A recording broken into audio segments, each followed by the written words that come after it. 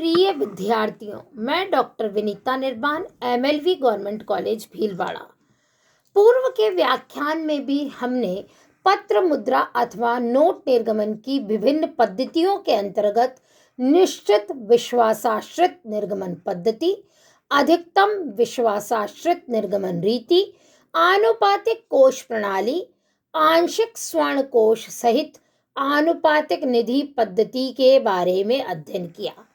आज हम उसी कड़ी में शेष बची हुई नोट निर्गमन की पद्धतियां यथा न्यूनतम कोष प्रणाली, साधारण निधि प्रणाली और कोषागार विपत्र जमा पद्धति का अध्ययन करेंगे।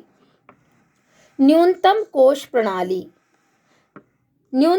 प्रणाली पद्धति के अंतर्गत नोट निर्गमन करने के लिए धात्विक एवं विदेशी मुद्रा कोष की एक निश्चित सीमा निर्धारित कर दी जाती है और देश का मौद्रिक अधिकारी इस न्यूनतम कोष के आधार पर आवश्यकतानुसार कितनी भी राशि के नोट निकालने का अधिकारी हो जाता है। किसी भी हालत में कोष न्यूनतम सीमा से कम नहीं हो सकता। हाँ, संविधान या विधान में परिवर्तन को करके कोष के न्यूनतम सीमा को कम या अधिक किया जा सकता है। व्यावहारिक रूप में भारत में अक्टूबर 1956 से यह पद्धति प्रचलित है, जब योजनाओं के कार्यान्वयन के लिए सरकार को हीनार्थ प्रबंध का खुलकर उपयोग करने की आवश्यकता हुई तो आनुपातिक प्रणाली से संकट उत्पन्न हो गया। इसके अलावा विदेशी विनिमय संकट के कारण विदेशी विनिमय कोषों में कमी की समस्या का समाधान करने के लिए रिजर्व बैंक अधिनियम में संशोधन कर आनुपातिक कोष प्रणाली के स्थान पर न्यूनतम कोष प्रणाली को अपनाया गया। प्रारंभ में न्यूनतम कोष 515 करोड़ रुपए रखा गया, जिसे 1957 में संशोधन करके पुनः घटाकर 200 करोड़ कर दिया गया, जिसमें 115 करोड़ रुपए स्वर्ण कोष और 85 करोड़ मूल्य की विदेशी प्रतिभूतियां सम्मिलित है। यह मुख्य बात है कि मुख्य रूप से न्यूनतम कोष प्रणाली भारत की विभिन्न अंतर्राष्ट्रीय स्तर पर मूल्यांकन एवं समस्याओं के समाधान के लिए सरकार की ओर से स्वर्ण कोष नहीं जुटाने पड़े और ऐसी स्थिति में उन्हें केवल विदेशी प्रतिभूतियां रखकर ही काम कर लिया गया। न्यूनतम कोष प्रणाली के गुण एवं दोष। इस प्रणाली में लोचता है क्योंकि एक न्यूनतम सीमा के बाद किसी भी सीमा तक नोट निकाले जा सकते हैं। साथ ही साथ यह प्रणाली मितव्ययी भी है क्योंकि अधिक धात्विक कोष व्यर्थ नहीं पड़े रहते और विकासशील राष्ट्रों के लिए अत्यधिक उपयुक्त है। उपयुक्त गुण होने के बावजूद भी न्यूनतम प्रणाली में कुछ दोष विद्यमान रहते हैं। ए, मुद्रास्फीति का अत्यधिक भय रहता है क्योंकि न्यूनतम सीमा के बाद कितनी ही धनराशि के नोट निकालना संभव है। बी, परिवर्तनशीलता का अभाव रहता है और सी, जनता का विश्वास शैने कम हो जाता है। नेक्स्ट है साधारण निधि प्रणाली। यह पद्धति पूर्णतः चलन सिद्धांत पर आधारित नोट निर्गमन पद्धति है। इसमें निर्गमन अधिकारी को नोटों के पीछे 100% धात्विक कोष रखना पड़ता है।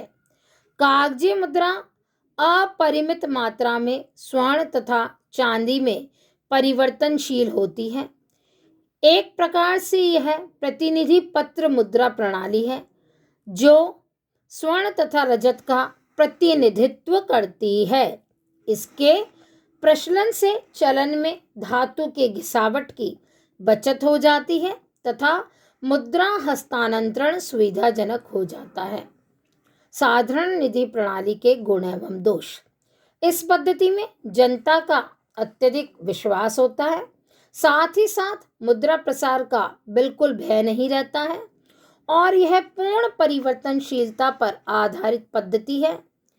और इन गुणों के साथ साथ इसमें कुछ दोष भी है यह पद्धति खर्चीली पद्धति है और धात्विक कोष बेकार पड़े रहते हैं। साथ ही साथ लोचता का अभाव रहता है। बिना धात्विक कोषों में वृद्धि के आवश्यकता होने पर मुद्रा निर्गमन संभव नहीं होता और विकासशील एवं गरीब राष्ट्रों के लिए यह पद्धति अनुपयुक्त है। आधुनिक युग में यह अव्यावहारिक एवं असामयिक पद्धति है तथा संकट में यह पद्धति साथ नहीं देती है। नेक्स्ट, कोषागार विपत्र जमा पद्धति। यह पद्धति पूर्णतः आधुनिक विचारधारा पर आधारित पद्धति है, जिसकी मान्यता यह है कि जनता का मुद्रा में विश्वास उसकी परिवर्तनशीलता में निहित न होकर सरकार की सुदृढ़ आर्थिक नीतियों एवं राजनीतिक सुव्यवस्था पर निर्भर करता है। अतः इस पद्धति में नोट निर्गमन के लिए बिल्कुल भी धात्विक कोष नहीं रखे जाते, बल्कि पत्र मुद्रा निर्गमन के पीछे केवल सरकारी बॉन्ड व कोषागार विपत्र रखे जाते हैं। कोषागार विपत्र एक प्रकार के अल्पकालीन सरकारी प्रतिज्ञा पत्र होते हैं जो कि केंद्रीय बैंक को दिए जाते हैं। पत्र मुद्रा निर्गमन की वृद्धि के साथ साथ इन कोष में और इन बॉन्डों व विपत्रों की मात्रा को बढ़ाया भी जा सकता है। व्यावहारिक रूप में यह पद्धति 1902 में भारत में और 1931 में अमेरिका में अपनाई गई। भारत में 1905 में इन प्रतिभूतियों का मूल्य अधिक गिर जाने से मुद्रा अधिकारियों को बहुत क्षति हुई और द्वितीय विश्व युद्ध के समय भी रिजर्व बैंक ने कुछ समय तक कोषागार विपत्रों के आधार पर नोट निर्गमित किए। कोषागार विपत्र जमा पद्धति के गुण एवं दोष। यह प्रणाली सर्वाधिक लोचदार, मितव्ययी और संकटकालीन परिस्थितियों में उपयुक्त रहती है। साथ ही साथ चलनाधिक्य का भय नहीं है। अपरिवर्तनशीलता और जनता का विश्वास जैसे दुर्गुण भी इसमें पाए जाते हैं।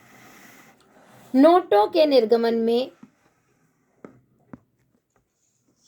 नोट निर्गमन की विभिन्न पद्धतियों का अध्ययन करने के पश्चात अब हम यह अध्ययन कर सकते हैं कि नोटों के निर्गमन का कौन सा तरीका श्रेष्ठ रहेगा।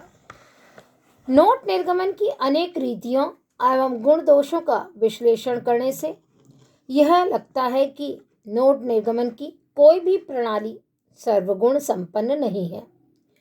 अतः यह प्रश्न जटिल है कि वास्तव में नोट निर्गमन की कौन सी पद्धति श्रेष्ठ है।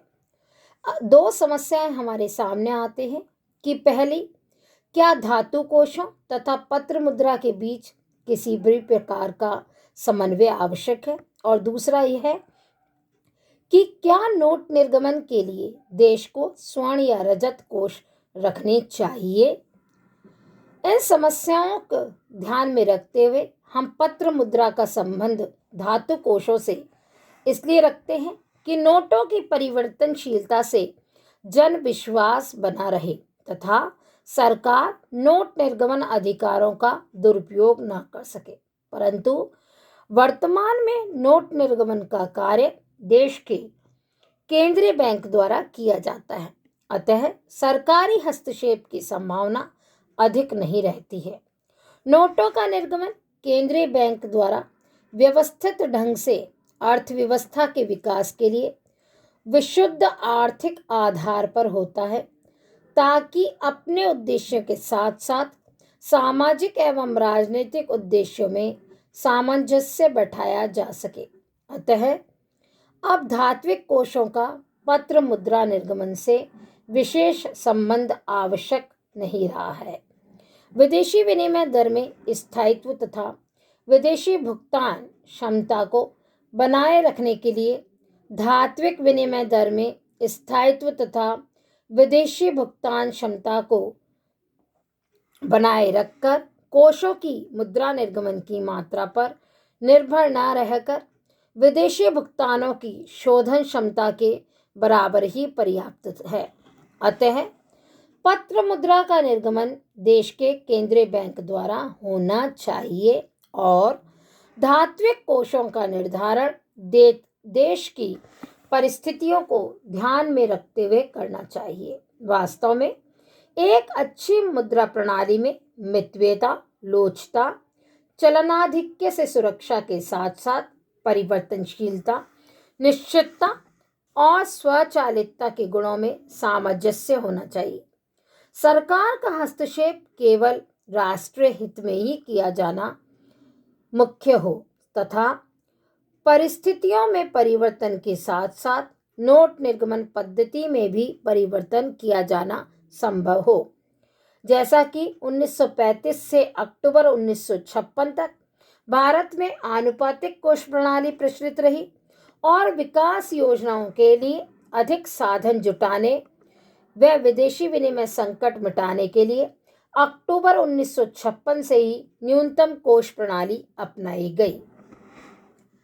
अतः मुख्य रूप से जिस भी पद्धति में यह गुण विद्यमान हो, यथा मितव्ययता, लोचता, चलनाधिक्य, परिवर्तनशीलता, निश्चितता, स्वचालितता और जनता का विश्वास, वह पद्धति ज्यादा उपयुक्त मानी जाएगी। पत्र मुद्रा के विभिन्न रूप, सुरक्षित कोषों तथा पत्र मुद्रा की परिवर्तनशीलता के आधार पर पत्र मुद्रा के 3 प्रकार बताए गए हैं। ए, प्रतिनिधि पत्र मुद्रा, बी, परिवर्तनशील पत्र मुद्रा और सी, अपरिवर्तनशील पत्र मुद्रा। प्रतिनिधि पत्र मुद्रा, यह पत्र मुद्रा का प्रारंभिक रूप है, जबकि पत्र मुद्रा निर्गमन के पीछे 100% धात्विक कोष रखे जाते थे। पत्र मुद्रा सोना चांदी के आरक्षित कोषों का प्रतिनिधित्व करती थी। पत्र मुद्रा को कभी भी किसी भी सीमा तक धातु में परिवर्तित किए जाने की क्षमता रहती थी। यह चलन सिद्धांत पर आधारित पत्र मुद्रा कहलाती है। इस पत्र मुद्रा में जनता का सर्वाधिक विश्वास रहता है। बहुमूल्य धातुओं की घिसावट में बचत हो जाती है क्योंकि प्रचलन में पत्र मुद्रा रहती है और साथ ही साथ इसमें मुद्रास्फीति का भय भी नहीं रहता क्योंकि सरकार को 100% धात्विक कोष रखने पड़ते हैं, जिससे कि चलनाधिक्य की समस्या उत्पन्न नहीं हो पाती। उपयुक्त गुण विद्यमान होने के साथ साथ भी इसमें कुछ दोष है, यथा यह अमितव्ययी एवं खर्चीली रहती है क्योंकि बहुमूल्य धातु कोष बेकार पड़े रहते हैं तथा मुद्रा प्रणाली बेलोचदार हो जाती है। यह पत्र मुद्रा पद्धति निर्णय राष्ट्रों में संभव नहीं हो पाती या निर्धन राष्ट्रों में यह संभव नहीं हो पाती और यह रूढ़िवादिता पर आधारित पत्र मुद्रा प्रणाली है जो आधुनिक रूप में अव्यावहारिक है। नेक्स्ट है परिवर्तनशील पत्र मुद्रा। इस प्रकार की पत्र मुद्रा बैंकिंग सिद्धांत पर निर्गमित पत्र मुद्रा होती है। इस प्रकार की मुद्रा के निर्गमन के पीछे मुद्राधिकारी केवल एक निश्चित अनुपात में धात्विक कोष रखते हैं। जब किसी देश में ऐसे नोट जारी किए जाते हैं कि उनको किसी भी समय प्रधान सिक्कों, स्वर्ण या रजत में बदला जा सकता है, तो इस प्रकार की पत्र मुद्रा को परिवर्तनशील पत्र मुद्रा कहते हैं। आजकल परिवर्तनशीलता का अर्थ न केवल विधिग्रह प्रामाणिक मुद्रा में बदले जाने तक ही सीमित न है, वरन स्वर्ण या रजत में बदलने की व्यवस्था भी प्राय समाप्त हो गई है। परिवर्तनशील पत्र मुद्रा की विशेषताएं। मुद्रा निर्गमन अधिकारी नोटों के पीछे एक निश्चित अनुपात में सोना चांदी के रक्षित कोष रखता है।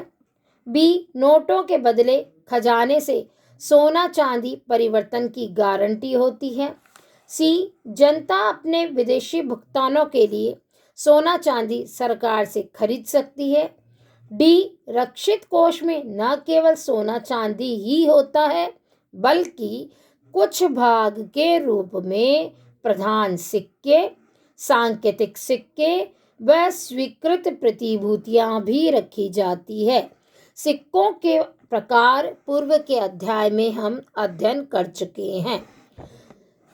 सरकार एवं पूर्व निश्चित दर पर सोना चांदी बेचने के लिए तैयार रहती है। नोटों का चलन भी तभी होता है जबकि जनता का मौद्रिक अधिकारियों में विश्वास होता हो। इस प्रकार के नोटों में आनुपातिक प्रणाली के गुण एवं दोष पाए जाते हैं। इंग्लैंड तथा फ्रांस में 1915 में ऐसी पत्र मुद्रा प्रचलित की गई। 1927 में भारत में भी पत्र मुद्रा को परिवर्तनीय मुद्रा घोषित किया गया, जो 1931 तक चली। बाद में स्वर्णमान टूटने के कारण इसे परिवर्तनीय मुद्रा में नहीं रखा गया और डॉलर की स्वर्ण में परिवर्तनशीलता भी समाप्त कर दी गई। नेक्स्ट, अपरिवर्तनशील पत्र मुद्रा।